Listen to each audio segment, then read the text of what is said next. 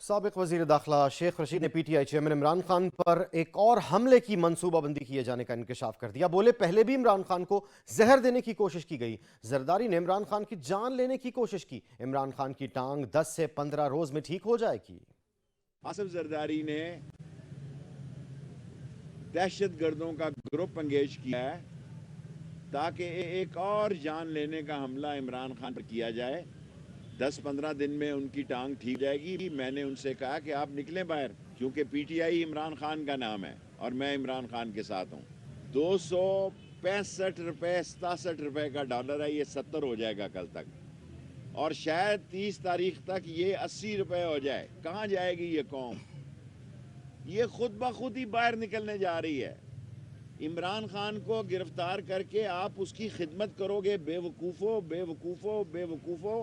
عمران خان کو گرفتار کر کے تم اس کی پارٹی کی مزید زیادہ خدمت کرو گے۔ لڑائی دولہا اور دلہن کی ہے، سیاسی دلہن آنے والی ہے، جو سیاسی دولہا ہے وہ بلاول دوروں پہ ہے۔ ہر آدمی چاہتا ہے کہ اس کی اولاد آگے بڑھے، غریب جو ہے مر جائے بھوک سے پیاس سے۔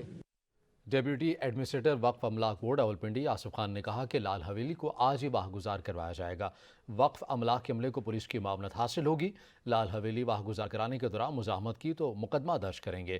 شیخ رشید اور شیخ صدیق کی جمع کروائی کی دستاویزات کی انکوائری کر رہے ہیں۔ شیخ رشید اور شیخ صدیق کی فراہم کردہ دستاویزات مکمل نہیں ہیں۔ ذرائع کے مطابق متروکہ وقف املاک نے ایف آئی اے سے بھی مدد طلب کر لی۔